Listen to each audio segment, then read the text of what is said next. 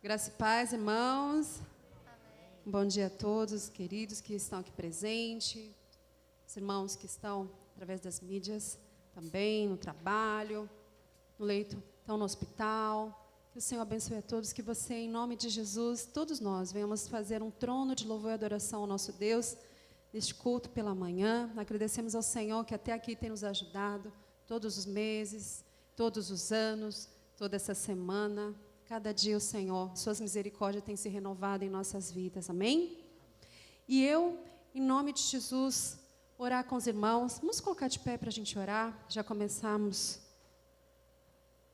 Teremos a leitura bíblica. Senhor, nós nos colocamos diante de Ti, Senhor.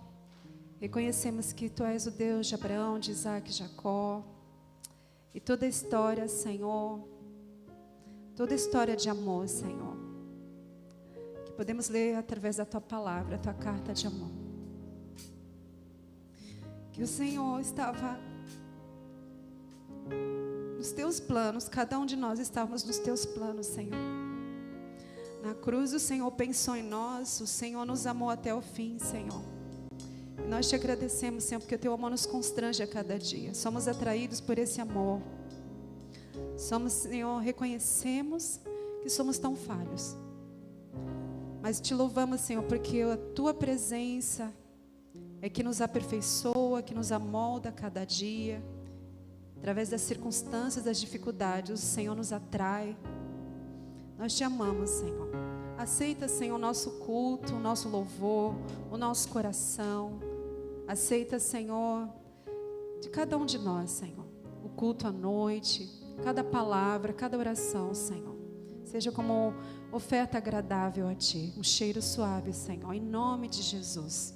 Fazemos aqui um trono de louvor e adoração ao Senhor, em nome de Jesus, que nós oramos e Te agradecemos, Senhor. Amém. Amém, queridos? Nós temos uma leitura baseada em Abacuque 3:17. 17, 18. Eu vou pedir para o Isaac, uma voz masculina. Isaac, você pode ler, por favor? Vamos fazer assim. O Isaac vai ler com os homens, a Nick vai ler com as mulheres, e eu vou ler com todos os irmãos. Olha, tá vendo? Vamos lá? Vai lá, Isaac, com os homens. Vamos lá, homens. Mesmo não florescendo a figueira, não havendo uvas nas videiras, mesmo falhando a safra de azeitonas, não havendo produção de alimento nas lavouras, nem ovelhas no curral, nem bois nos estábulos, ainda assim eu exultarei no Senhor e me alegrarei no Deus da minha salvação. Amém. Vamos lá, Nick, agora com as mulheres? Vamos lá. Isso, é a mesma palavra, o mesmo texto. Vamos lá, mulheres. Mesmo não florescendo a figueira, não havendo uva nas videiras, mesmo falhando a safra de azeitonas, não havendo produção de alimentos nas lavouras, nem ovelhas no curral, nem bois nos estábulos, ainda assim eu exultarei no Senhor e me alegrarei no Deus da minha salvação. Amém. Vamos lá, todos juntos? Essa palavra do Senhor, quantas e quantas vezes o Senhor já falou comigo através dessa palavra, e o Senhor continua falando, amém? Vamos lá, todos? Mesmo não florescendo a figueira, não havendo uvas nas videiras, mesmo falhando a safra de azeitonas, não havendo produção de alimentos nas lavouras, nem ovelhas no curral, nem bois nos estábulos, ainda assim eu exultarei no Senhor e me alegrarei no Deus da minha salvação. Amém? Não me alegro pelas circunstâncias, pelo que eu tenho ou que eu deixo de ter, mas o Senhor é minha alegria. Amém? E nós aqui, através desse primeiro louvor, dizer, Senhor, viemos aqui louvar Teu nome e exaltar. Todo ser que respira, todo ser que respira, louve ao Senhor. Então vamos todas as igrejas. Vamos lá. Vimos aqui louvar Teu nome e exaltar. Vemos reconhecer Tu és o nosso Deus. Erguemos nossas mãos, movemos nossos pés, a uma voz cantamos. Tu és o nosso Deus. Todo ser que respira, louve ao Senhor. Com todos os seus feitos, louve ao Senhor. Por tudo que Ele é, louve ao Senhor. Louve, louve, louve. Todo ser que respira, louve ao Senhor. Com todos os seus feitos, louve ao Senhor. Por tudo que Ele é, louve ao Senhor. Louve, louve, louve. Ó Senhor, nós reconhecemos, Senhor, a Tua grandeza, a Tua majestade, Senhor, a Tua soberania, Senhor. E nós viemos aqui, Senhor, Tua igreja, te adorar, te louvar, te exaltar. Vamos lá todos, vemos? Vemos aqui louvar, Teu nome e exaltar. Vemos reconhecer, Tu és o nosso Erguemos. Deus. Erguemos nossas mãos, movemos nossos pés, a uma voz cantamos. Tu és o nosso Deus. Todo ser que respira, louve ao Senhor. Com todos os seus feitos, louve ao Senhor. Por tudo que Ele é, louve ao Senhor. Louve, louve, Mais uma vez, todo ser. todo ser que respira, louve ao Senhor. Com todos os seus feitos, louve ao Senhor. Por tudo que Ele é, louve ao Senhor. Louve, louve, louve. E em meio aos louvores do seu povo habitar. E é bom saber, Senhor. É seu prazer cumprir o que nos diz, pois é fiel. E em meio, mais uma vez. Em meio aos louvores do seu povo habitar. É seu prazer cumprir o que nos diz, pois é fiel.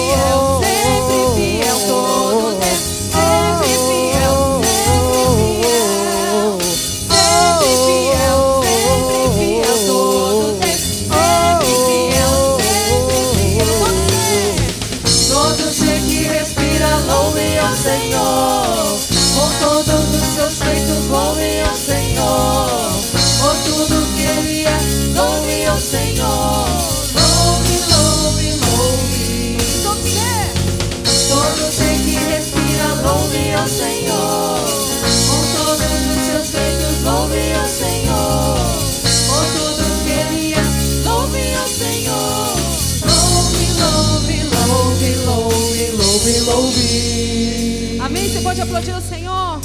E nada nos separará do amor do nosso Deus, que é tão profundo, tão imenso. E o Senhor nos cobre com o seu grande amor. Nós te amamos, Senhor.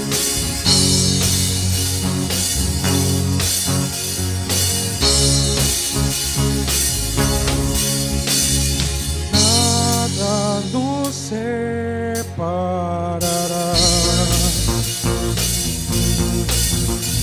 dos laços do teu grande amor. De longe ouvimos o amor que chama, paixão profunda, bondade e graça se derramando. É tão profundo, tão imenso e cobre-nos. É curioso, poderoso, abraça-nos. Só Ele pode devolver a vida aos corações. O Pai que seu Filho nos deu, e o Filho que por todos morreu, em nós derrama amor e graça, e nos convida à sua mesa, nos alcançando. É tão profundo, tão imenso e cobre-nos.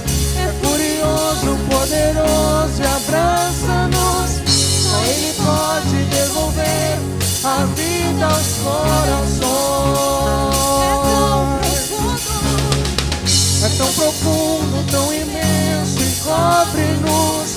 É furioso, poderoso e abraça-nos. Só Ele pode devolver a vida aos corações.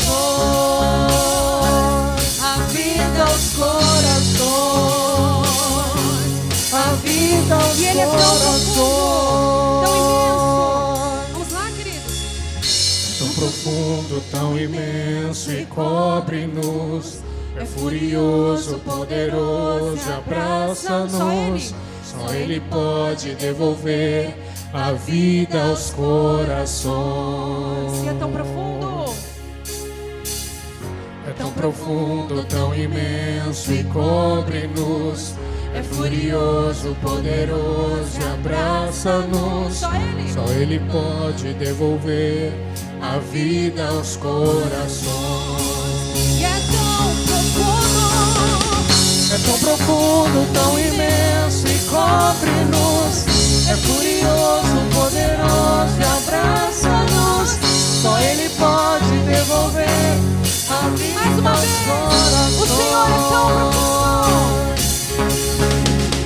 É tão profundo, tão imenso e cobre-nos. É furioso, poderoso e abraça-nos. Só Ele pode devolver a vida aos corações. A vida aos corações. A vida aos corações. Amém. Só o Senhor pode trazer vida. Aleluia. Glória a Deus. Você pode aplaudir o Senhor. Pode se sentar, queridos. Por enquanto, este é o momento de testemunho. Cadê o Jonathan? Que ele vai apresentar a jovem Vitória. É isso? Vitória. Tá vindo, tá vindo. Enquanto isso, olha, gente, que legal. Eu tenho aqui jovens, por mais que eu já seja uma mulher adulta, jovem casada, né? Vini ali.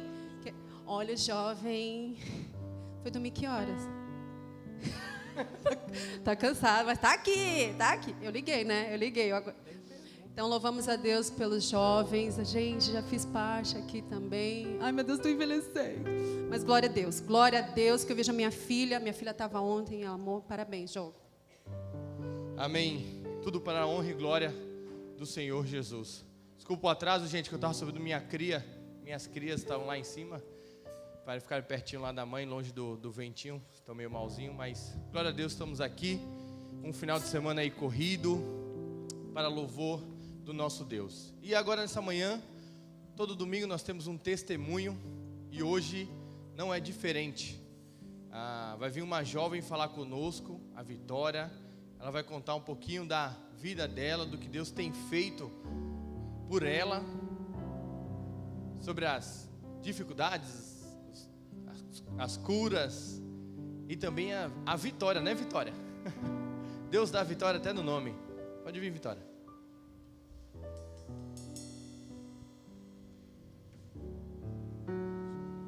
Deixa eu orar por você.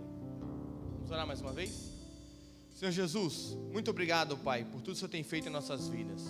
Nós te louvamos pelo teu imenso amor, pela tua graça, pela tua misericórdia. Obrigado, Senhor, por essa manhã. Obrigado porque estamos aqui para ouvir um pouco mais a tua palavra, para louvar ao teu nome. Nesse momento, Senhor, nós vamos ouvir a tua serva, tudo o Senhor tem feito na vida dela. Isso também para nos dar alegria aos nossos corações e nos encher de esperança, porque nós sabemos que há um Deus nos céus que olha e ora por nós. Guarda a tua filha em tuas mãos nesse momento. É isso que eu te peço, no nome de Jesus. Amém. A paz, irmãos, bom dia. Eu já peço perdão desde já, porque eu estou um pouco nervosa. Mas eu espero que o meu testemunho... Olá, já comecei a embargar. Mas eu espero que o meu testemunho possa agregar na vida de vocês de alguma forma. E eu peço que vocês não foquem na doença. Eu tenho que falar dela, né, que foi através dela que Deus fez tudo, mas eu peço que vocês prestem atenção nos detalhes, que é neles que Deus está, tá bom? Enfim, tudo começou no finalzinho de janeiro de 2017. Eu tinha 15 anos, estava pertinho de fazer 16, e era o período pertinho do retorno às aulas, em fevereiro. E nesse período eu comecei a sentir muita dor de cabeça, eu sentia dor de cabeça todos os dias. Comecei a sentir uma fraqueza nas pernas, que às vezes eu perdia as forças, não conseguia me manter em pé. E eu sentia a falta de ar aos pequenos esforços. Então, eu ia brincar com os cachorros, parecia que eu tinha corrido uma maratona. Eu abaixava para pegar alguma coisa no chão, as minhas forças se acabavam. E aí, como eu era adolescente, quando a gente é adolescente, o que a gente gosta de fazer é comer e dormir, né? E eu estava de férias, então os meus pais e eu pensamos, é o sedentarismo. Então, o corpo está reagindo à falta de exercício. E a dor de cabeça, a gente achou que podia ser necessidade de usar óculos. E aí a gente marcou consulta com o oftalmo. E aí foi passando. E aí chegou a volta às aulas. No meu primeiro dia de aula, eu comecei a subir as escadas. Eu tinha que subir 2 lances de escada para chegar na minha sala. E no meio do primeiro lance de escada, eu caí de joelho, eu não consegui levantar, eu não conseguia me mexer. E aí os meus amigos me ajudaram, me carregaram até a sala, cada um em cada braço. E aí eu pedi para todo mundo, ninguém fala nada, ninguém comenta com a professora, com a diretora, com a inspetora, com ninguém. Porque se elas ficarem sabendo, elas vão querer ligar para minha mãe. A minha mãe vai ficar preocupada, ela está sozinha em casa. Então, finge que nada aconteceu. E aí eu passei aquela manhã relativamente bem, estava me sentindo cansada, mas fingi que estava tudo bem. E aí deu a hora da saída, e eu sabia que eu não ia conseguir chegar até em casa, porque eu não aguentava andar grandes distâncias, e eu moro perto da pracinha, a minha escola, eu estudava no Ômega. E aí eu pedi carona para uma amiga, ela me levou em casa. Aí a minha mãe estava bem no portão para sair para me buscar. E ela, hoje, tu veio de carona? Não. Mãe, a Bia estava saindo com o pai dela, eu aproveitei para pegar carona.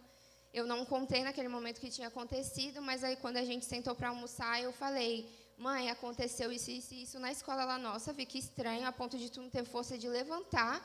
Aí eu, mãe, mas está tudo bem, já passou. E aí ela, preocupada, né, ela falou, então vamos fazer assim, já que tu passou por isso, né? Hoje, amanhã falta na escola, a gente vai para a praia para tu esparecer, relaxar. Aí eu, não, tá bom. E aí a gente foi. Na minha adolescência, eu amava a praia. E aquele foi o pior dia de praia que eu tive na minha vida.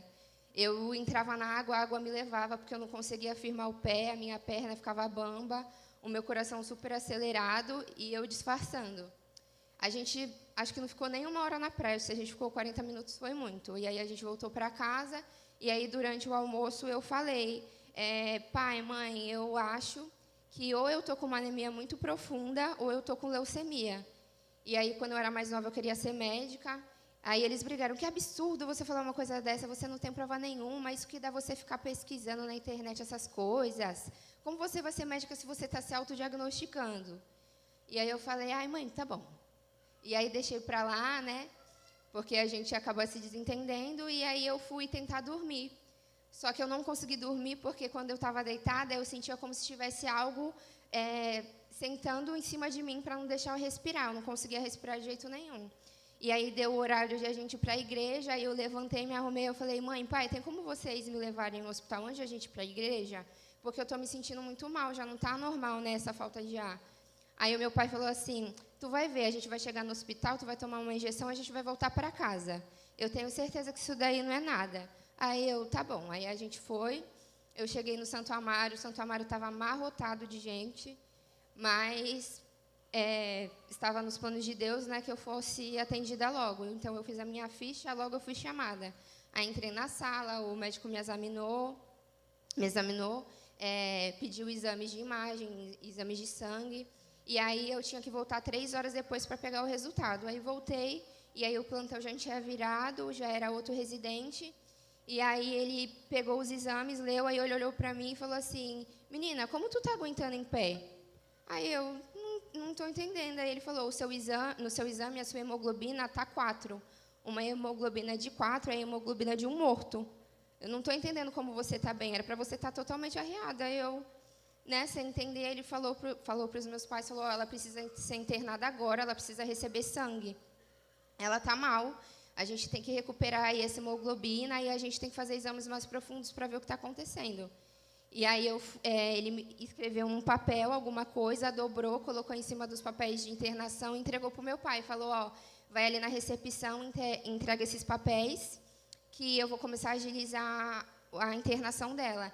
Aí o meu pai pegou aquele papel, abriu e fez uma cara de susto, assim, dobrou de novo, enfiou no meio dos outros papéis. Aí eu falei, pai, o que está acontecendo? Aí ele, não é nada, deixa eu ver o papel. Ele, não precisa ler. Eu, não, eu quero ver, pai, deixa eu ver. Aí eu consegui pegar o papel e quando eu abri, o médico tinha escrito anemia profunda ou leucemia e um ponto de interrogação, que era a minha suspeita. E aí eu fui internada, fiz vários exames, fui visitada por infectologista, por pneumologista e fiz vários exames. Me viraram 2 vezes para ver o que era. Até que não se encontrava qual era a fonte que estava acontecendo. A minha hemoglobina não subia de jeito nenhum. E aí falaram, a gente não tem hematologista aqui no Santo Amaro fixo, mas a gente vai solicitar um que vai vir de São Paulo. Aí tudo bem, aí esperei, aí ele chegou num domingo, aí ele chegou, se apresentou, oi, meu nome é Ronald Palota, eu sou hematologista, qual o seu nome, o que você quer ser quando crescer, com o que você quer trabalhar? E eu falei, quero ser médica, e afins. E aí ele fez o exame e ele avisou para mim e para minha mãe, que era quem ficava comigo no hospital. Ele falou, eu vou voltar só semana que vem, no próximo domingo, porque esse exame é chatinho, tem que fazer umas análises mais profundas. Então, já avisa para a escola que ela vai ficar mais um bom tempo sem ir. E aí, tudo bem. E aí, a gente passou o dia, dormi. E aí, na segunda de manhã, eu acordei, tomei café. E aí, quem bateu na porta? O hematologista, que deixou a gente um pouco assustado, né? Porque de uma semana de espera foi de um dia para o outro. E aí ele bateu na porta e falou, mãe, eu queria conversar com você lá fora, vamos comigo lá fora rapidinho? E aí eu já senti que tinha alguma coisa, porque eu não queria falar na minha frente, e normalmente quando a notícia é ruim, ninguém quer dar para uma criança logo de cara, né? E aí minha mãe saiu, e aí ficou lá fora um tempo, e lá fora ele falou, mãe, alguma coisa me incomodou muito para mim analisar esses exames ontem. Assim que eu cheguei em São Paulo, eu fui no laboratório, analisei tudo. E aí foi descoberto que a sua filha tem câncer, ela tem leucemia. A gente não sabe no momento qual é o tipo de leucemia. A gente tem que fazer exames mais aprofundados, mas eu posso cuidar da sua filha e eu quero cuidar da sua filha. Então, eu vou passar para você o número da minha secretária, pede para o seu marido me ligar, porque eu quero levar ela para algum hospital onde eu tenho uma equipe especializada para isso. Ou em Santos ou em São Paulo, mas aí fica a critério de vocês. E aí a minha mãe levou aquele baque, ninguém quer escutar que a filha tem câncer. E ela não sabia o que fazer, ela começou a chorar, e ele abraçou ela e falou, mãe, tá tudo bem, eu vou cuidar da sua filha. E não se preocupa, porque ela não falou que quer ser médica, quer ser da área da saúde, então deixa que eu aviso para ela o que está acontecendo. E aí ele voltou para o quarto, aí sentou no meu lado, né, na cama, aí falou, mocinha, você tem uma doença muito grave, você tem leucemia, você sabe o que é leucemia? Eu sei. Aí ele falou, então, mas não se preocupa, porque eu vou cuidar de você como se você fosse a minha filha. Você confia em mim? Aí eu não confiava, né, conheci o homem um dia antes, mas tá bom, confio. Aí ele, então, tá bom, então já se prepara que logo, logo você vai sair daqui. E aí fiquei no quarto e a minha mãe não voltava, aí já estava quase meia hora que ela estava fora, aí eu saí do quarto. E aí, quando eu cheguei no corredor, eu vi ela lá no final do corredor, de frente para uma janela, e ela estava chorando. Aí eu cheguei nela e eu falei, mãe, tá tudo bem, mãe, vai dar tudo certo. O que a gente pode fazer agora é lutar. Então, tá tudo bem, vai dar tudo certo. E aí, o meu pai entrou em contato com ele, com o médico, aí falou, doutor, eu sou peão, eu sou trabalhador, eu não tenho como pagar os seus honorários fora do plano. Porque pode ser que o senhor não cobre nada agora, mas vai que chega no final o senhor cobra 20 mil, 30 mil, por conta desse cuidado, né, no particular por fora do plano, eu não tenho como pagar isso. Aí o médico falou para ele, nem todo médico trabalha por dinheiro, alguns ainda trabalham por amor à profissão, é o meu caso. Fica tranquilo que a gente vai dar um jeito, não se preocupa com dinheiro. E aí eles organizaram toda a internação. Eu fui, combinaram, né, tudo. Eu fui internada no Hospital Vitória, em Santos, que hoje não funciona mais, mas era um hospital oncológico. E aí esse médico, ele fazia todo o plano de tratamento, de quimioterapia, de tudo, e ele mandava para a equipe dele desse hospital e outra médica oncologista que tratava, que fazia tudo, os medicamentos e tudo. Só que eu entendi o que estava acontecendo, que eu estava com uma doença grave, que era, né, algo difícil, mas sabe quando a seriedade da situação não caiu a ficha, não estava caindo a ficha? Para mim, eu estava uns dias sem ir para a escola, até aquele momento. Até que um dia eu estava com a minha mãe, a gente estava assistindo novela, porque o que tem para fazer no hospital é isso, ver televisão. E aí a gente assistiu, aí eu comecei a ficar com sono, a gente desligou a televisão, e a minha mãe dormia num sofá no meu lado, um pouco mais para frente. E aí eu fui dormir. E aí, eu, sonolenta, eu vi alguém abrir a porta e entrar como se fosse uma enfermeira toda de branco, só que eu só conseguia ver essa figura do pescoço para baixo, eu não via rosto. E aí essa figura veio, colocou a bandeja no lado, na mesinha de cabeceira, e aí ela subiu em cima de mim e começou a me enforcar. E aí eu não conseguia respirar, eu não conseguia me mexer, eu não conseguia falar, eu não conseguia gritar, não conseguia nada, eu fiquei paralisada. E aí eu comecei a clamar, eu comecei a falar, Deus, me ajuda, eu não sei o que está acontecendo, me ajuda, me ajuda, me ajuda. E aí Deus despertou a minha mãe começou a me ouvir gemer. E aí quando ela levantou para mim, ver que ela acendeu a luz, eu estava de olho aberto, não estava respirando. E eu estava travada e eu estava chorando, as lágrimas desciam. E aí ela pegou o telefone, ligou para o meu pai, ligou para os nossos parentes, para os nossos antigos pastores, e aí falou, começa a orar que a Vitória está em batalha espiritual. E aí, depois de alguns minutos, eu voltei, realmente como se eu tivesse com a minha respiração presa. E aí, eu comecei a chorar, e chorei, e aí minha mãe me abraçou, e a partir daquele momento eu vi que não era só uma questão física, era uma questão espiritual também. E aí, a partir daquele momento, eu vi que eu tinha que me posicionar, né? Eu tinha que clamar a Deus, eu não sabia qual era o propósito dele naquele momento, mas eu tinha que me posicionar. E aí, durante aquela semana, aqueles dias, eu conversando com a minha mãe, eu sempre me tentei fazer forte, sabe? Porque quem me conhece sabe que meu ponto fraco são os meus pais. Então, ver a minha mãe chorando acabava com o meu dia. Então, eu tentava ser positiva.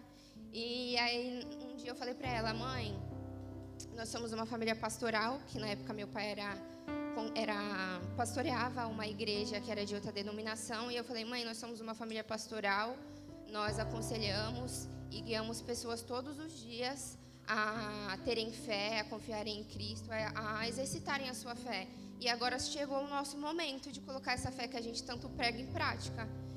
E foi um período muito difícil, irmãos. Foi um período de madrugadas mal dormidas, de madrugadas de muita dor. Eu passava madrugadas e madrugadas vomitando. Mas para quem vinha me perguntar, eu falava, não, tá tudo bem, com Jesus no barco, tudo vai bem. Vai dar tudo certo.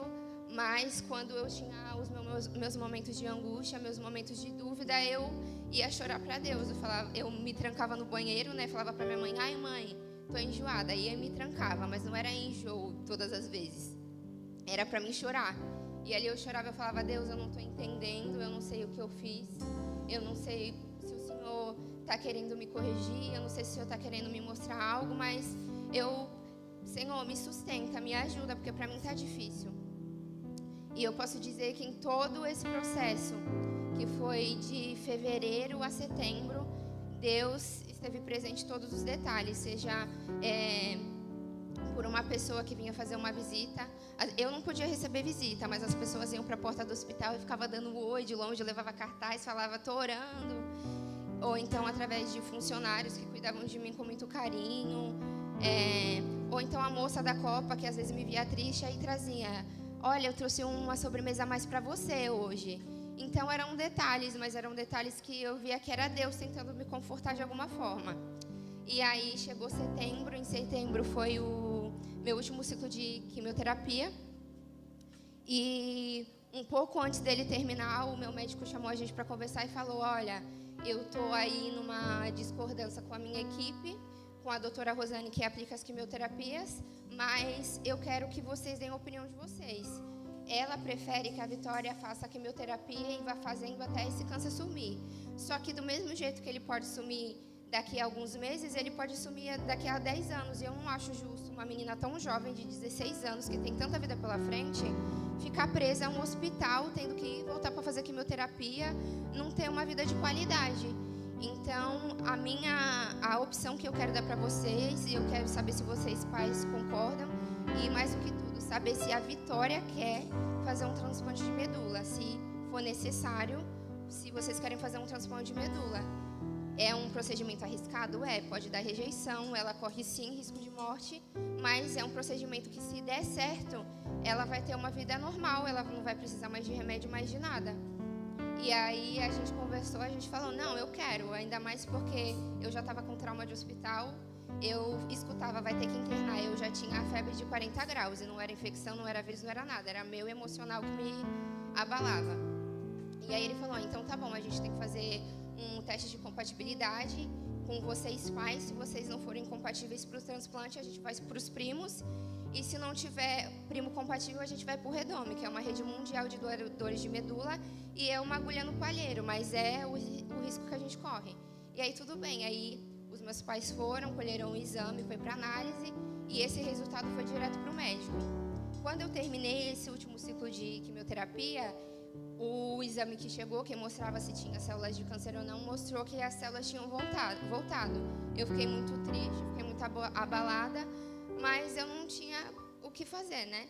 E aí o médico chamou, ele falou, as células voltaram, e aí o câncer agora, o transplante agora é uma opção.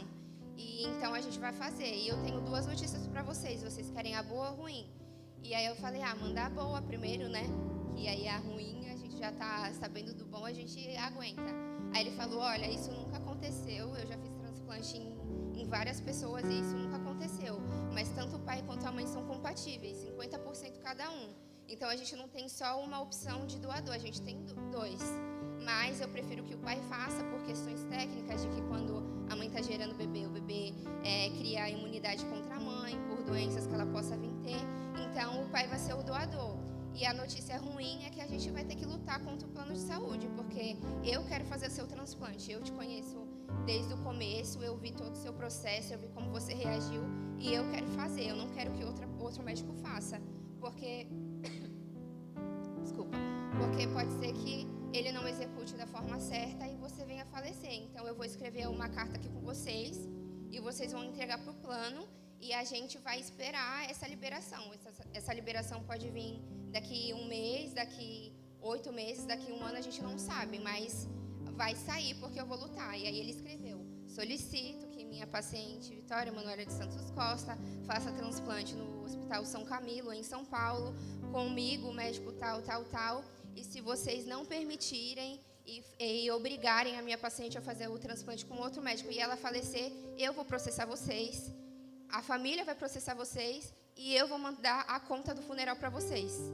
E aí ele falou, desde o começo ele falava assim, eu sou o capitão, você é a jogadora e os seus pais são a torcida. E aí naquele dia ele falou assim, eu sei que vocês têm muita fé, então ora para o Deus de vocês, porque ele é o capitão, eu sou o técnico, você é a jogadora e eles são a torcida. E aí a gente foi para casa, começou a orar e depois de 15 dias o plano liberou. E aí eu fui para São Paulo, me internei. Eu já estava meio baqueada, porque eu sabia que eu só poderia voltar para casa quando a medula pegasse. E aí eu fiquei, meio apreensiva, ainda mais porque eu estava longe. Eu e a minha mãe, a gente estava longe do pilar da casa, que era o meu pai. Eu e a minha mãe estava desmoronando e o meu pai sempre firme. Não, vai dar tudo certo, a gente já venceu. Eu falo que o meu pai é a paz em pessoa, nada abala ele.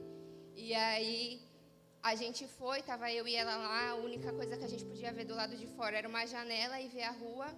Eu comecei a fazer a quimioterapia de ataque e radioterapia, que a gente tem que fazer para zerar a medula. Então, a imunidade de uma pessoa saudável fica entre 4.500, 6.000, 7.000 de glóbulos brancos, que é a defesa do nosso corpo.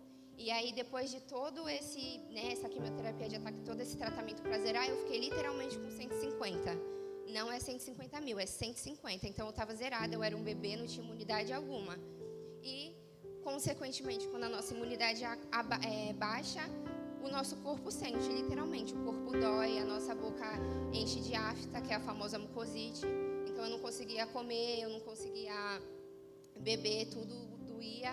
E eu estava muito desanimada, porque eu já tinha passado por tanta coisa, eu já estava cansada daquilo.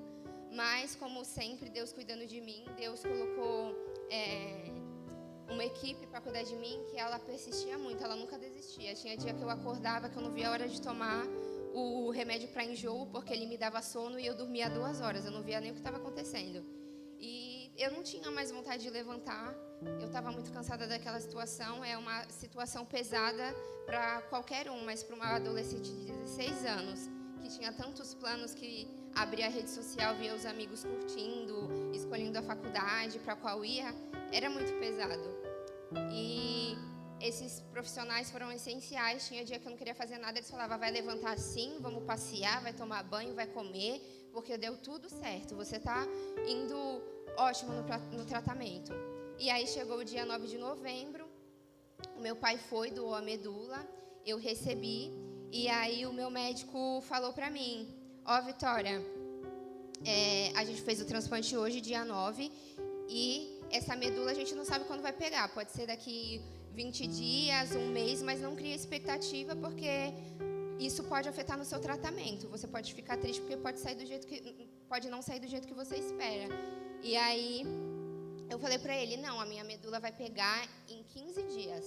Aí ele falou assim: não cria expectativa, você pode ficar triste, isso vai piorar a sua imunidade. Eu: não, pode esperar, vai pegar em 15 dias. Aí ele falou: então tudo bem, então vamos apostar. Se a sua medula pegar dentro de 15 dias, eu fico te devendo um bolo. E se ela pegar depois disso, você fica me devendo um bolo. Aí eu: tá bom, eu gosto de bolo de chocolate. E aí ele saiu, foi embora. E aí eu orei, eu falei: Deus, eu quero voltar para casa, eu quero voltar para minha casa, para o meu lugar seguro. E aí fui orando. Aí quando chegou no mundo do transplante de medula, a gente diz que quando a pessoa recebe a medula, é como se o bebê tivesse nascido, então você renasceu. E quando acontece a pega da medula, é como se fosse o chorinho do bebê. É quando a gente pode respirar e falar: olha, deu certo, agora a gente só tem que ficar de olho para ver como vai ser agora. E aí passou-se os dias, aí quando chegou no 12º dia do transplante, eu comecei a sentir uma dor horrível na minha lombar, eu não conseguia ficar bem, nem sentada nem em pé.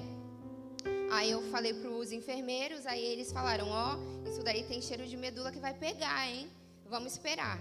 Aí chegou no 14º dia, era o dia 23 de novembro, e aí eu acordei, fiz os exames como sempre, né, esperando a tal pega da medula, e aí vem a equipe de enfermagem, aí o enfermeiro bateu na porta, colocou a cabeça assim na fresta e falou: Vitória, eu quero conversar uma coisa muito séria com você. Aí eu: ai, pronto, lá vem. Aí ele abriu a porta e entrou a equipe inteira: a medula pegou! E aí trouxeram o bolo, trouxeram bexiga e cantaram parabéns. Foi um dos dias mais felizes da minha vida. E aí 2 semanas depois eu estava voltando para o Guarujá, muito feliz em ver a minha cidade, voltar para minha casa. Mas a minha oração sempre foi: Deus, eu quero ser livre. Eu não quero ficar dependendo de quimioterapia, de remédio, de médico para sobreviver. Eu quero que a minha saúde seja plena no Senhor, que o Senhor me mantenha e não um remédio. E aí eu tinha que tomar um quimioterápico oral que acabava com o meu dia, eu acordava plena, tomava, acabou o dia, eu não comia mais, não dormia mais, passava o resto do dia passando mal. E assim eu fui levando, até que em 2019 eu comecei a sofrer alguns efeitos colaterais de tudo que eu tinha passado. E aí a minha perna esquerda começou a inchar, mas inchava de um jeito que você não conseguia ver o que era joelho, o que era tornozelo, era uma coisa só. E aí eu comecei a fazer tratamento, fui no vascular e tudo. E aí comecei. E aí chegou um dia, eu comecei a fazer um curso técnico no Senac, eu atravessei com a minha vizinha. Chegando na barca, a gente foi atravessar, eu passei mal, não conseguia ficar em pé, porque quando eu pisava, aquela perna doía de um jeito que parecia que eu ia morrer. E aí ela me levou até o Senac de Uber, as minhas amigas me ajudaram a subir até a sala. No Senac eu passei mal de novo. E aí eu liguei para meu pai e para minha mãe e falei: olha, vocês podem vir me buscar porque eu estou passando mal, eu não consigo andar. Aí os meus pais foram, quando eles chegaram, que eles olharam para minha perna, eles falaram: não, a gente tem que ir para vascular agora. a gente tem que ir para vascular agora que tem alguma coisa acontecendo. Aí a gente chegou lá, eu já estava meio fraca, se eu encostasse eu dormia, não tinha força para nada. Aí a vascular veio, fez os exames e aí ela começou a palpar, né, para ver se tinha linfonodos. E aí ela palpou a minha virilha. Quando ela palpou, ela fez uma cara de assustada e ela, peraí que eu vou chamar meu superior. Aí saiu. Aí eu, ai Deus, de novo não. Aí ela foi, ele voltou, ele apalpou e falou, olha, essa menina tem que internar hoje, porque provavelmente ela tá com uma infecção muito pesada, porque o tanto de linfonodo que ela tá não é normal. E aí fui internada na Beneficência Portuguesa, na UTI cardiológica.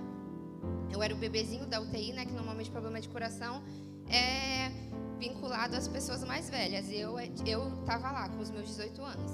E aí fizeram uma bateria de exames para ver, e aí eu estava acumulando água nas pernas, estava com edema nas pernas, estava com ascite, que é acúmulo de água na barriga, estava com derrame pleural, estava com o coração aumentado, porque o meu coração estava se esforçando para me manter viva, e eu estava com sepse, que é infecção generalizada. E aí o médico chegou na minha mãe e falou assim, mãe, eu não vou te dar esperança. Se prepara porque a sua filha vai morrer. Ela vai morrer, já prepara a família, já prepara o pai, já prepara tudo. E se ela não morrer, ela só vai sair do hospital daqui a uns 8 meses, 1 ano. E ela vai sair sequelada, porque a situação dela é grave. Eu não vou dar esperanças para a senhora. E aí eu já estava cansada, irmãos. Eu vi a minha situação, eu já não andava mais, eu já não comia mais, eu já não falava mais. Eu já estava me desconectando da realidade e eu sabia que os meus órgãos estavam parando porque os médicos falaram. E aí eu falei para Deus, Deus, eu já entreguei nas tuas mãos os meus desejos, os meus sonhos, os meus anseios, os meus medos. E Deus, se o Senhor acha que agora é o momento de me levar, se o Senhor acha que a minha trajetória, o meu propósito, a minha jornada aqui acabou, tudo bem, eu estou pronta, pode me levar.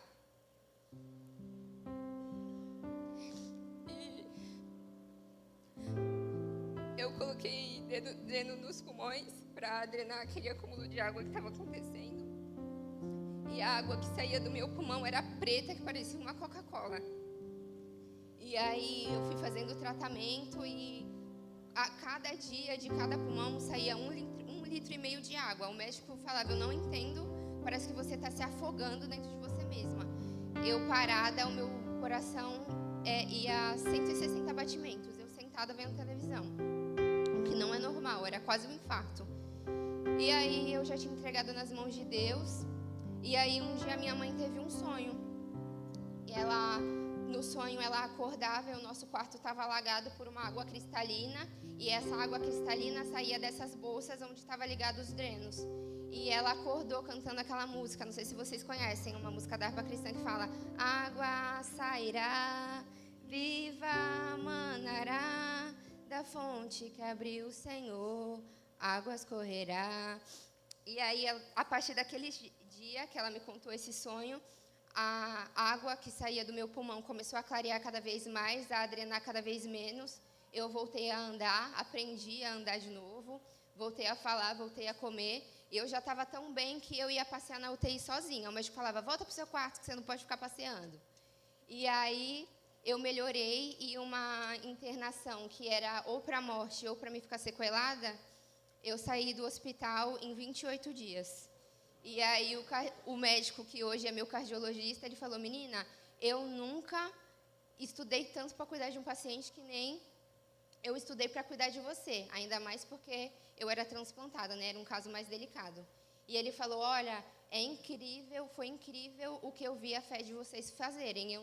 Hoje eu comprovo que a fé realmente ajuda no tratamento de um paciente. E aí, depois que eu saí do hospital, o meu oncologista chegou e falou, olha, isso que você passou, para a gente era esperado, porque o derrame pleural é um efeito colateral do quimioterápico que você toma.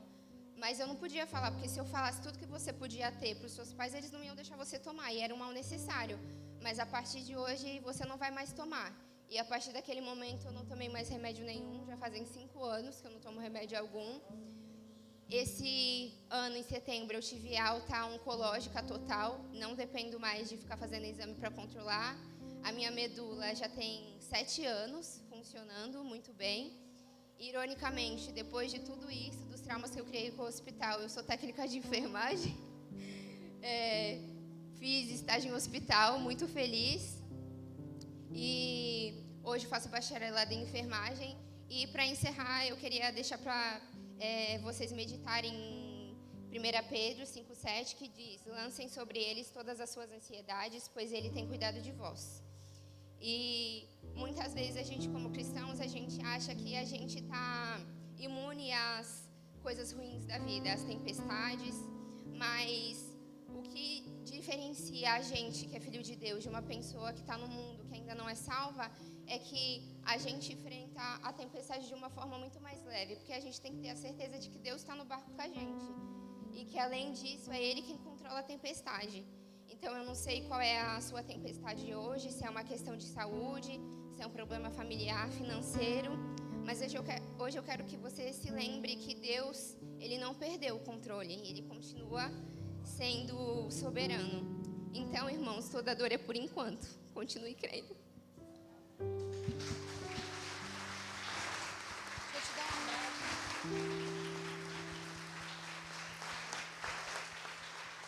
Glória a Deus, vem aqui, Vive. Vamos fazer um pacote só. Glória a Deus pelo seu testemunho. Conheço sua mamãe, minha aluna de canto, e vejo lá no Instagram. Eu ia pedir já, Lília, para a gente já orar, e aí a gente depois tem um momento de intercessão. Eu ia pedir para o Jonathan, só que eu vi que o Jonathan está ocupado. Então, Lili, com você.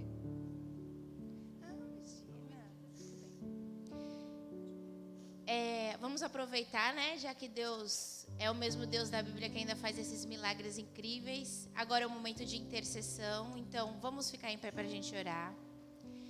E você aí que tem uma causa, tipo essa aqui, que não tem jeito, não tem solução, você não precisa nem falar, porque Deus escuta o nosso coração. Então, se você tem uma causa que está no fundo do seu coração, que só Deus pode escutar e resolver, põe a mão no seu coração, como uma mão de bênção, para que o Senhor faça o milagre conforme a vontade dEle. Vamos orar. Senhor, nosso Deus, nosso Pai, obrigada, Senhor, porque o Senhor é o nosso Deus e também é o nosso Pai. Obrigada, Senhor, porque o Senhor faz coisas incríveis e inimagináveis que ninguém consegue explicar. E obrigada porque quando o Senhor vai fazer, o Senhor avisa a nós que somos seus servos primeiro, através de outras pessoas, com o teu carinho, com a tua demonstração de atenção aos detalhes, o Senhor cuida de nós. Nós te adoramos porque o Senhor é assim, detalhista, cuidadoso, atencioso em tudo que planeja e prepara para cada um de nós. Olha, Senhor, com essa mesma atenção e esse mesmo carinho, a todos os meus irmãos que estão com as suas mãos nos corações agora, Senhor. Tem pedidos aí, tem causas aí, problemas que ninguém pode resolver sozinho. Por isso estamos aqui. Tem uma canção que diz que viemos aqui só para te adorar, porque senão seriam pessoas em pé na frente de pessoas sentadas, e seria só isso. Mas o Senhor vem até aqui, fala conosco, muda nossos corações, cura nossas feridas e transforma a nossa vida. Obrigada por isso, porque o Senhor é um Deus bom. E porque o Senhor é bom, hoje nós te adoramos. Em nome de Jesus, amém. Irmãos, vamos aproveitar e ficar de pé, vamos louvar o Senhor. Agora é o momento de dízimo e ofertas. Somente Cristo.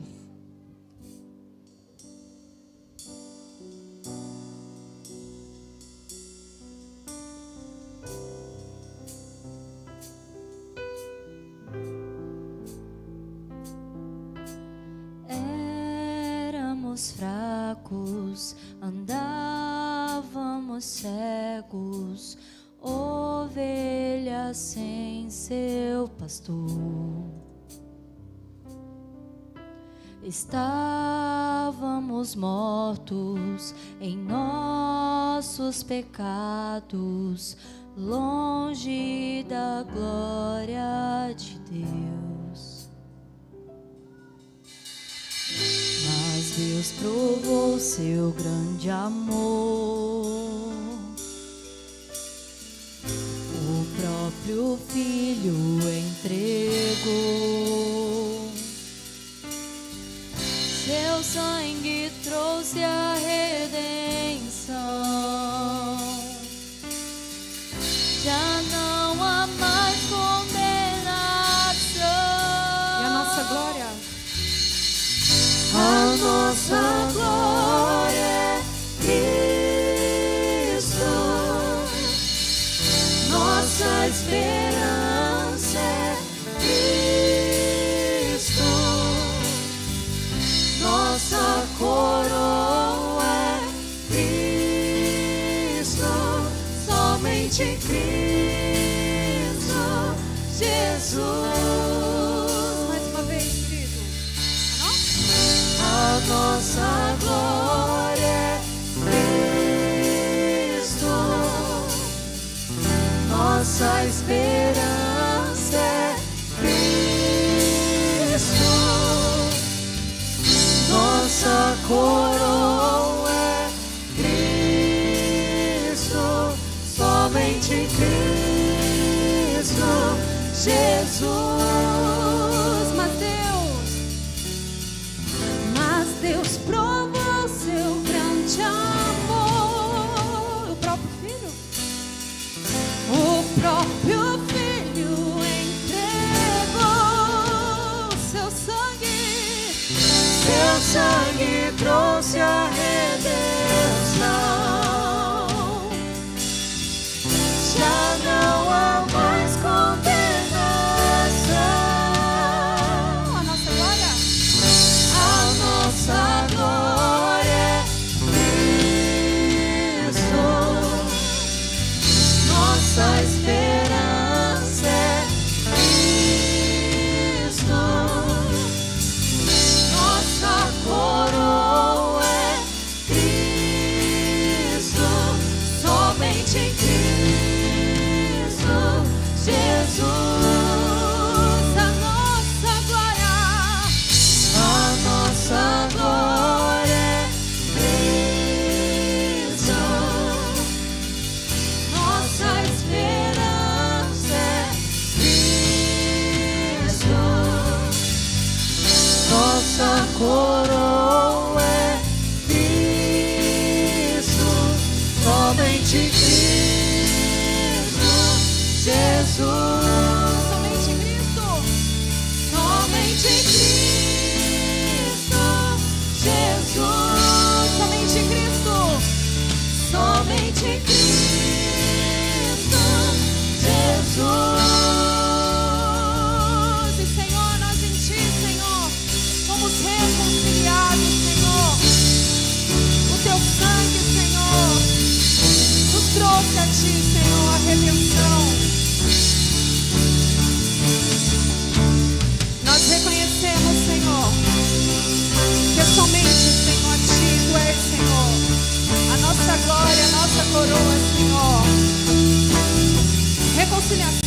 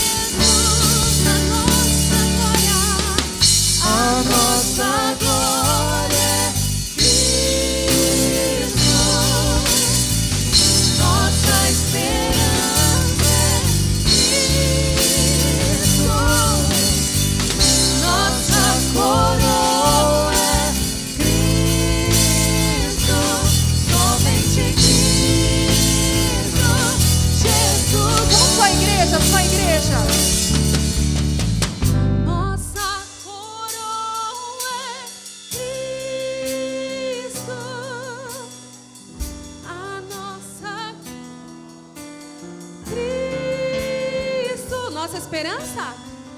Nossa esperança é Cristo, somente em Cristo Jesus. Mais uma vez, a nossa glória? A nossa glória.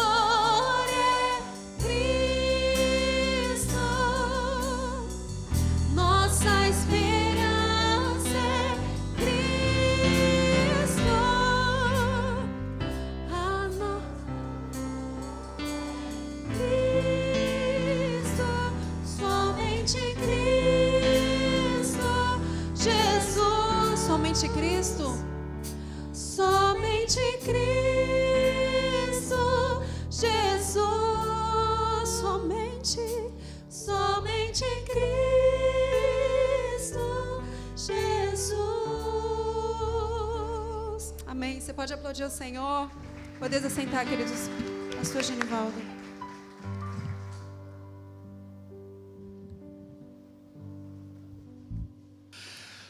Aleluias, Jesus, o Deus maravilhoso de ontem, de hoje, de eternamente, a Ele, a este Jesus que não dorme, não cochila, a este Deus que pagou o preço por cada um de nós, a Ele, rendemos a honra e a glória para todos sempre.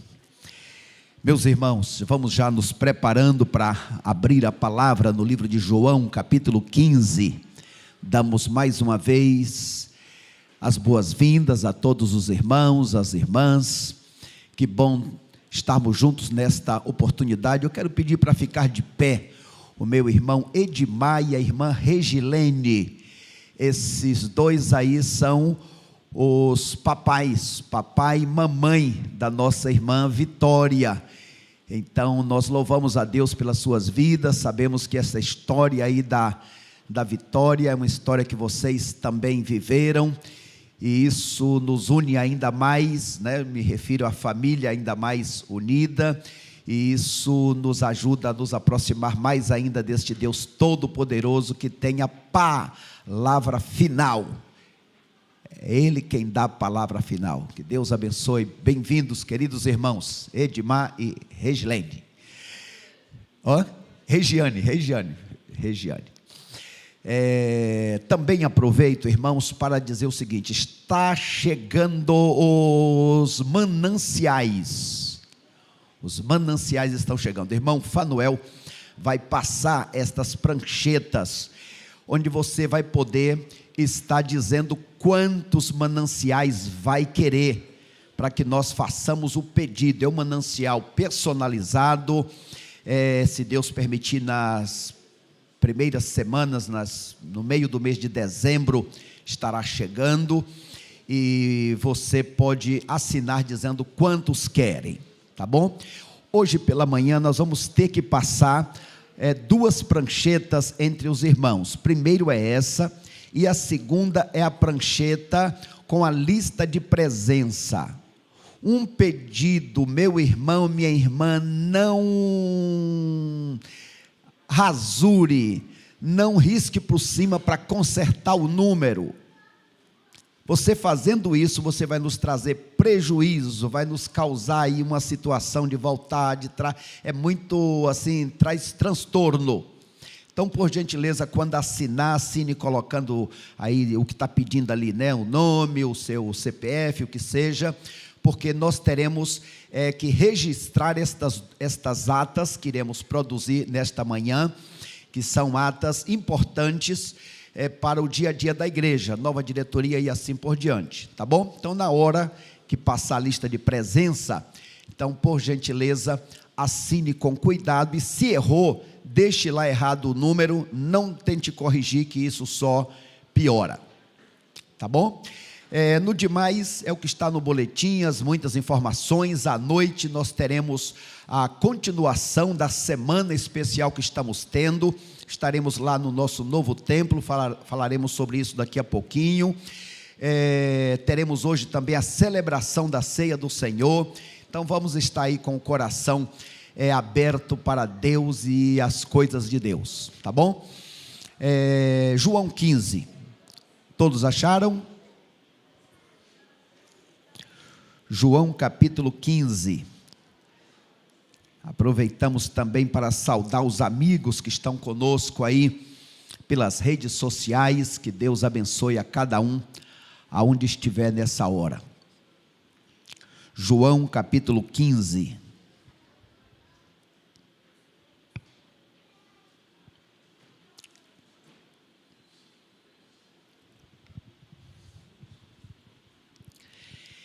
Eu sou a videira verdadeira, e meu Pai é o agricultor.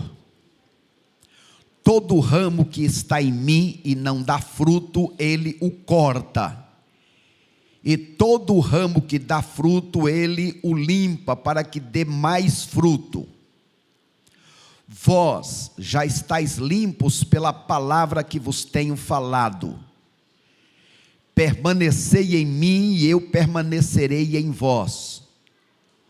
O ramo não pode dar fruto por si mesmo, se não permanecer na videira.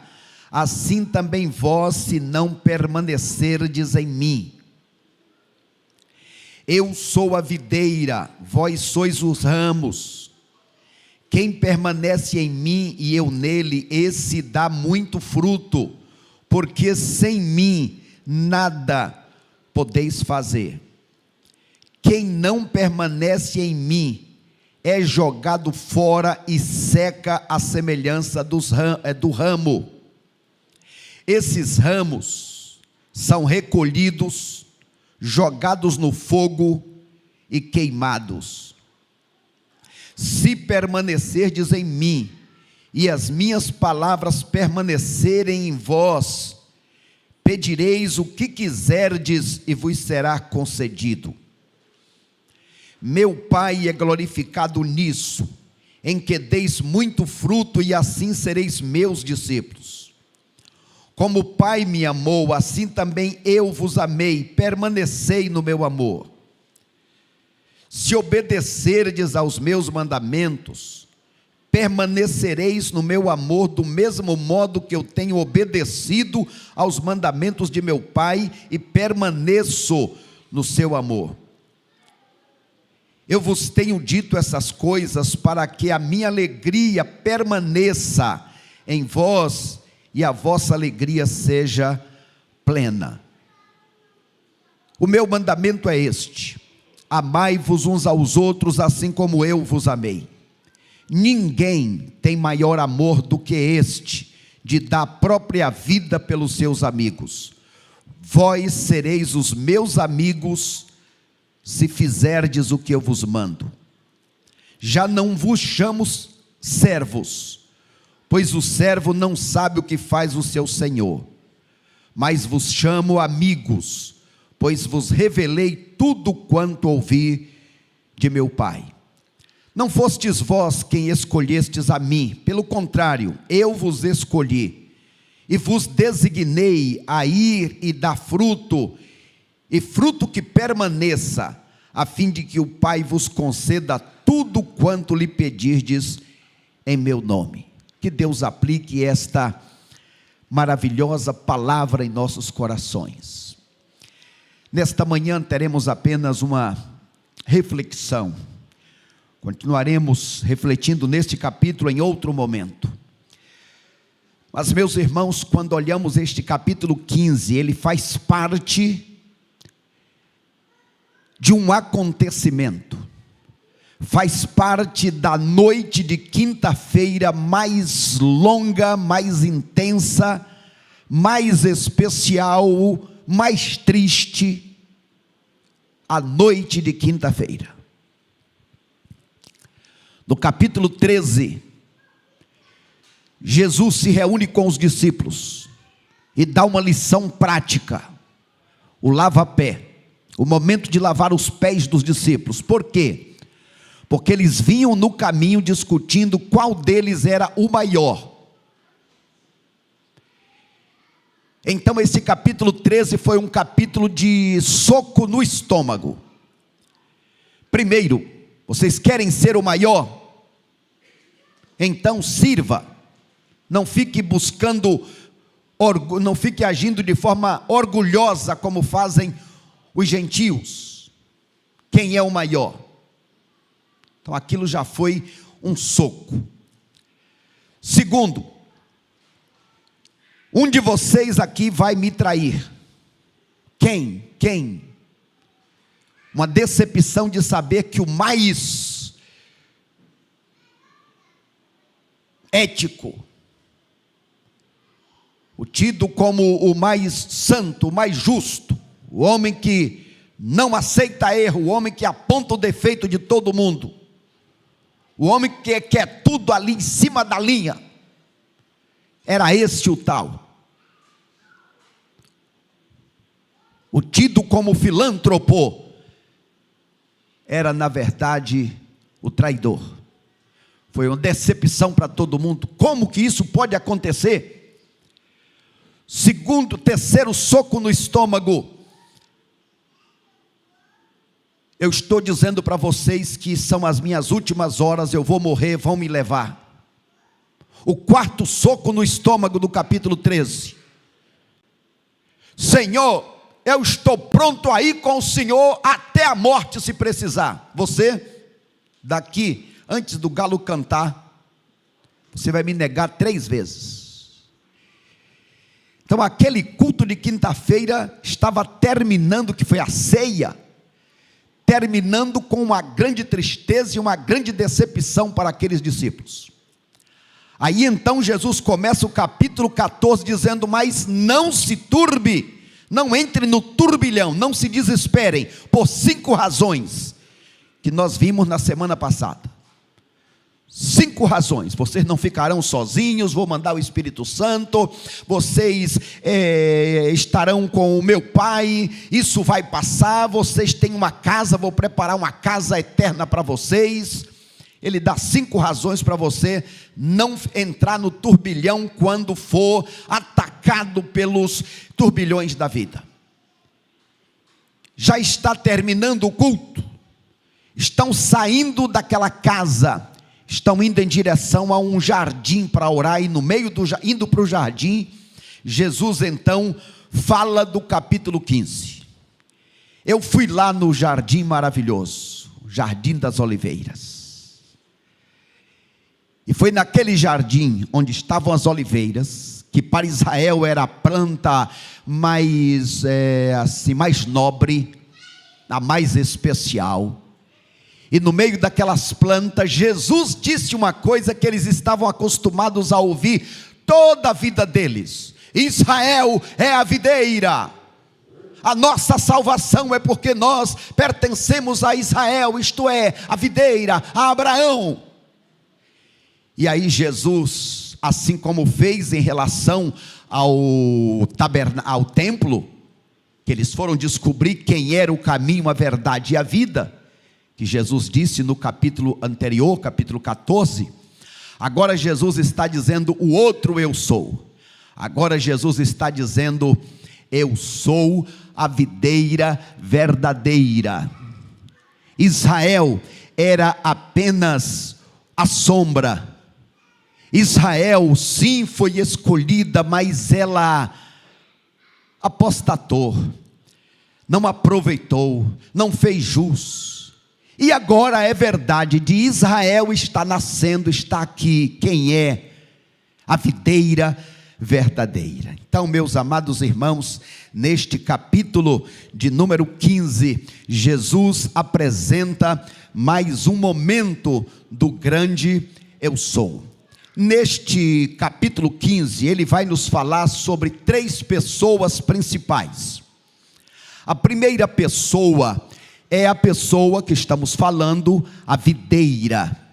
Por que será que Jesus diz a videira verdadeira? Assim como lá em João 5,24 ele diz: na verdade, verdade verdadeira. As pessoas muitas vezes vivem no senso comum. Tive o privilégio de fazer pedagogia, e uma das coisas que a gente mais aprende é que as pessoas vivem no senso comum, aquilo que aprendem pelo senso comum. Então o senso comum era isso: Israel é a videira. Agora Jesus está dizendo: a videira verdadeira sou eu. E é maravilhoso que este eu, aquele mesmo, lembram-se quando Moisés perguntou para Deus: quando eu tiver que falar com o faraó, quem me mandou, o que eu digo? Diga o Deus eu sou. Eu sou o quê? Eu sou é um cheque em branco. Eu sou o que você precisa. Eu sou o Jeová Jirê, o Deus da cura. Eu sou o Jeová Roi, eu sou o teu pastor. Eu sou o Jeová Nissi, eu sou a tua bandeira. Eu sou o que você precisar. E Jesus, aqui em João capítulo de número 15, ele fala destes 5 eu sou. Dá para vocês lerem aí? Consegue diminuir um pouco a luz aí? Multimídia aí, som. Eu sou, primeiro lá, o pão da vida, quando ele fez a multiplicação dos pães. Eu sou a luz do mundo, quando ele curou aquele cego. Olha só, Jesus aproveita uma oportunidade para dar a grande lição. Os 7 eu sou de Cristo. Terceiro, eu sou o pastor das ovelhas. Aí João 10. Na verdade, eu sou, além da porta das ovelhas, eu sou o pastor. Tem por onde entrar e tem o aprisco. Eu sou o bom pastor. Eu sou a ressurreição e a vida. Quando ele disse isso, alguém lembra? Quando ele ressuscitou Lázaro. Então, cada milagre, uma lição. A ressurreição e a vida. Eu sou o caminho, a verdade e a vida. Quando perguntaram, não sabemos para onde vais. Ué, vocês não conhecem o templo? Lá no templo não diz que tem a porta, depois tem o altar do sacrifício, tem a bacia das águas, isso é o caminho. Depois tem o lugar onde ficam os pães, onde você se alimenta, o lugar onde fica o incenso, onde você adora, e o lugar onde fica o candelabro, onde você recebe luz e ilumina. E aí você vai para a vida, o santo dos santos. Aqui dentro está a arca, aqui dentro mostra que você é pecador, mas em cima da arca tem uma tampa, é o propiciatório. Você não pode ver o pecado que estão nas tábuas da lei, porque Jesus protege, Jesus cobre. Então ele diz, olha, eu sou o caminho, a verdade e a vida. E o último é aqui, nesse capítulo 15, quando Jesus diz, eu sou a videira verdadeira. Então a primeira pessoa mencionada aqui neste capítulo é exatamente a videira. A segunda pessoa é o agricultor, é o pai. Meu pai é o agricultor, é ele que toma conta de toda a lavoura. Ele aduba, ele corta, ele ajuda para que essa pessoa que já está dando fruto possa dar mais fruto ainda. Quando pensamos no Deus Pai, olhamos, por exemplo, para o Salmo de número 8. Depois você leia com calma o Salmo de número 8, porque o Salmo de número 8 exalta a Deus, mostrando que Deus se revela pela criação, Deus se revela pelas criaturas e Deus se revela através de Cristo. O clímax da revelação. Salmo 8. Deus se revela na criação, Deus se revela nas criaturas, Deus se revela em Cristo. E aí, quando pensamos neste Deus maravilhoso, esta pessoa gloriosa, que é o nosso Deus, mas são 3 pessoas. A primeira é a videira, é Cristo. Segunda pessoa é o agricultor, é o Pai.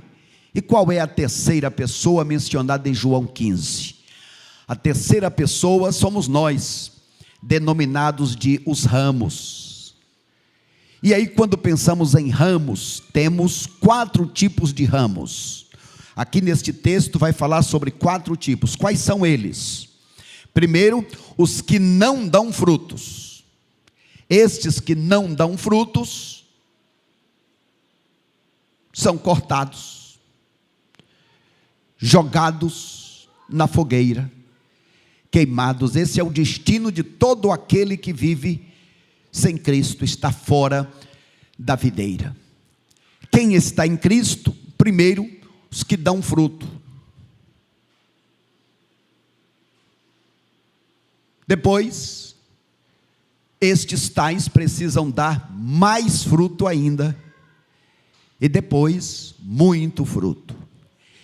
Então é este o alvo de Deus, que você seja uma pessoa firme e constante, porque tem gente que cada dia está numa esfera, está triste, está animado, pastor pode contar comigo, não, eu estou fora, e gente instável, que cada dia está de uma forma. Diz a palavra de Deus em Tiago: não pense o homem duvidoso, este que vive indo e vindo, é como a onda do mar, só produz espuma. Esse tal não agrada ao Senhor. Então eu peço a vocês para lerem comigo, todos juntos. Os ramos, isto é, os homens, só têm duas finalidades: eles só servem para produzir fruto ou para serem queimados, lançados ao inferno. Deus, como viticultor, espera fruto de nós. Eu e você estamos dando frutos? Quando nós pensamos nestes 4 tipos de frutos, estamos falando sobre 4 coisas. Você que está aqui nesta manhã, cada um de nós que está acompanhando, que vai assistir depois, em outro momento, 4 níveis de relacionamentos com Jesus. Jesus, o nosso melhor amigo, Ele quer ser. Primeiro, você pode ser um seguidor. Conheço, eu ando junto, mas é uma pessoa estéril, não produz frutos, ganhando outros, não produz fruto na sua vida, no seu viver, no seu dia a diário, no seu dia a dia. Segundo o discípulo, aquele que dá fruto, esse é obediente, esse está aí no processo, está dando fruto. O filho, além de dar fruto, ele usufrui da presença, ele não apenas mostra para os outros, mas Deus olha e diz: oh, esse de fato vive comigo. Esta palavra que diz: medita na lei do Senhor dia e noite, é alguém que vive na presença, na minha presença.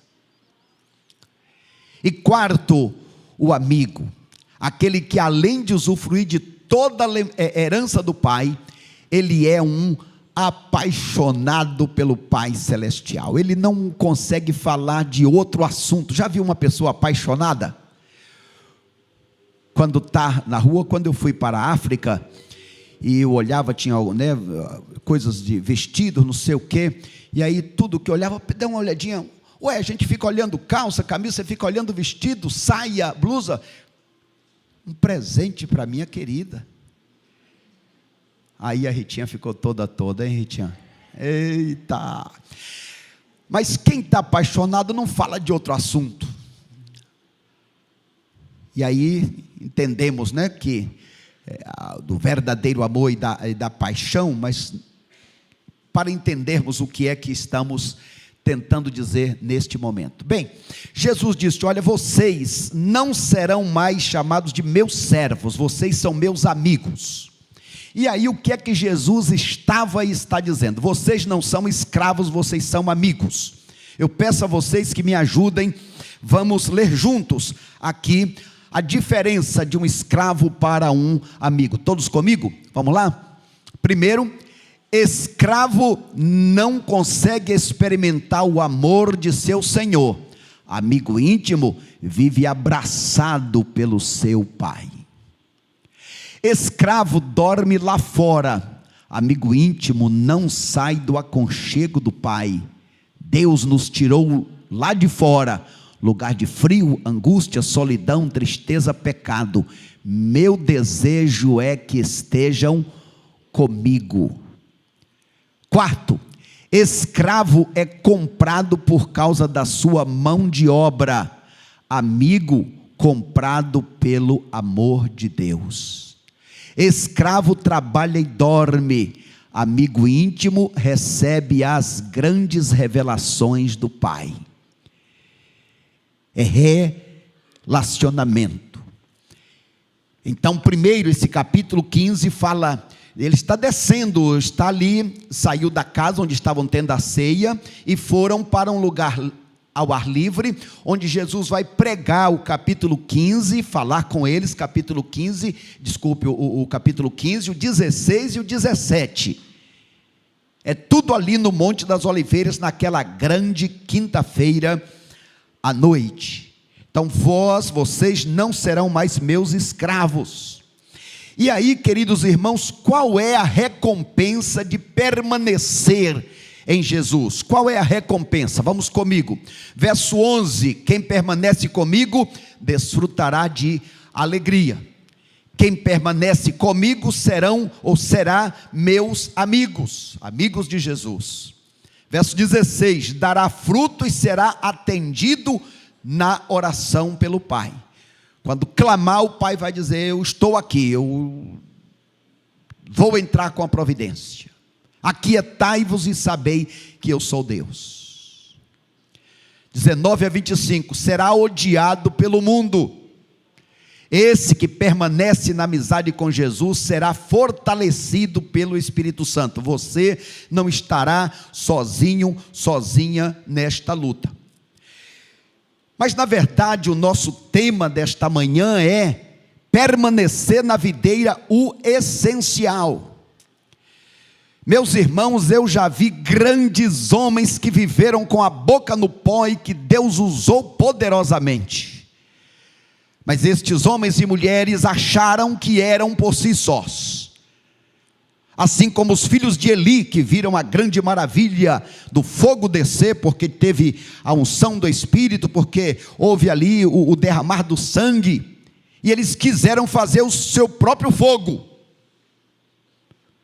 Pegaram lá uns carvões, lá no churrasco do seu José, e vieram fazer diante de Deus, e Deus disse: isso é fogo estranho, não tem o respaldo do Espírito Santo, não tem vida comigo.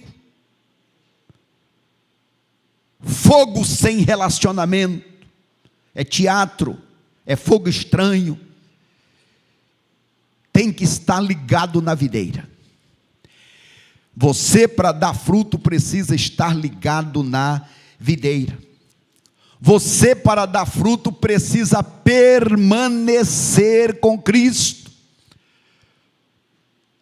Porque estes tais que oravam e que Deus usava e que realmente a coisa acontecia, agora esquece de orar, esquece de ler a Bíblia, esquece do relacionamento com Deus, mas o povo vem, o povo quer ver fogo, o povo quer ver maravilha, e aí ele vai fazendo teatro, e ele vai se afastando.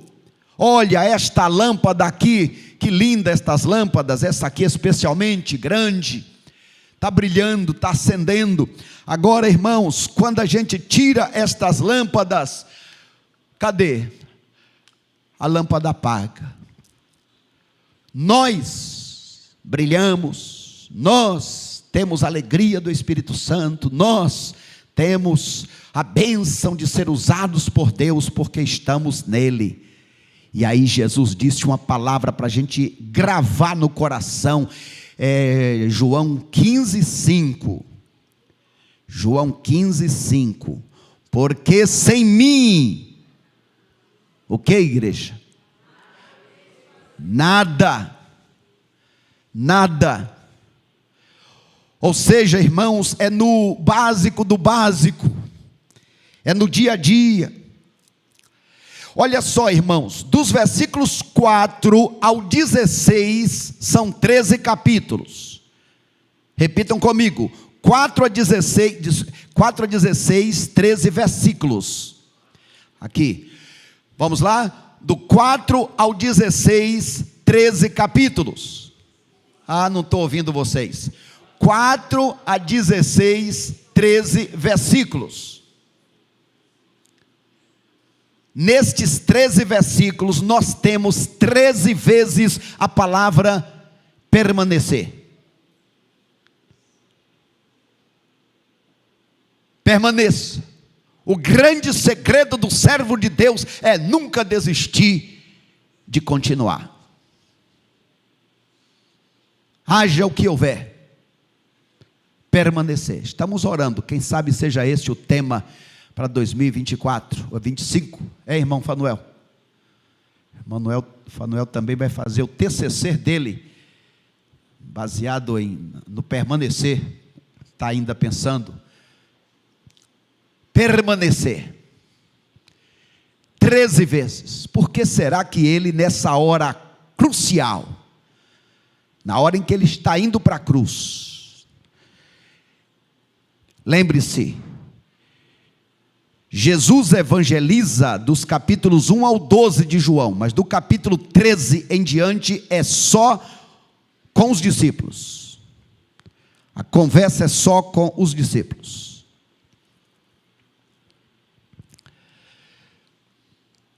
A grande pergunta é como? Como eu posso permanecer? Jesus disse: aquele, porém, que perseverar, que permanecer até o fim, esse será salvo. Mas como permanecer? Vocês que são bons de Bíblia aí, me ajude. Primeiro, para você permanecer em Cristo, você tem que ser ligado, e você só é ligado quando você recebe Jesus. Quando você recebe Jesus, você é batizado no Espírito Santo, isto é, você é ligado. Quando você vai ser membro desta igreja, ou é por carta como teremos hoje, ou é através do batismo. O batismo te liga na igreja local. O batismo diz que você agora não é mais calouro, você passou e agora é daquela faculdade. O batismo no Espírito Santo te coloca como membro da família de Deus. Então, primeira coisa, você precisa se converter. Já se converteu? Como é que diz lá em Atos 3,19? O bom de Bíblia, vamos lá.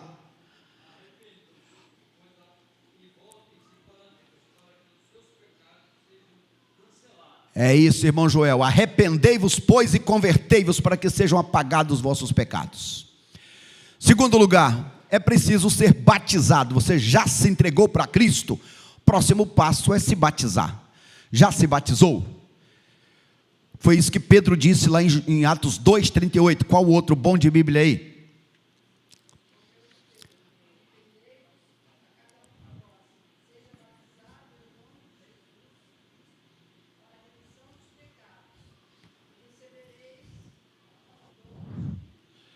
Muito bem. O que é que eu faço para ser salvo? Arrependei-vos. Arrependei-vos, cada um de vós, esteja batizado em nome do Pai, do Filho e do Espírito Santo, e assim vocês receberão o dom, isto é, o presente, a pessoa do Espírito Santo. Você, para permanecer em Cristo, você precisa estar na palavra. Você ainda é uma pessoa que tem o compromisso de ler a palavra de Deus todos os dias? É alimento, gente. Fortifica a alma, protege contra o inferno. João 5,39, vocês dizem que está na palavra de Deus a vida eterna, e fazem bem, vocês examinam a Escritura, fazem bem, porque são elas que de mim testificam. Vocês devem frequentar a igreja. Irmãos, passou de 33 milhões o número dos evangélicos sem igreja, os novos ateus. Gente achando que pode servir a Deus de casa. Jesus disse, Jesus viu erro, raça de víboras, tem gente errada na igreja, tem Judas, tem traidor. Mas Jesus disse, esta casa é a casa de oração, a casa de meu Pai, a casa de oração, a minha casa. Hebreus 10, 25, não abandoneis a congregação, a igreja, como é costume de muitos. Para você permanecer, você precisa orar mais. O Salmo 145, 18, o que é que diz o Salmo 145, 18?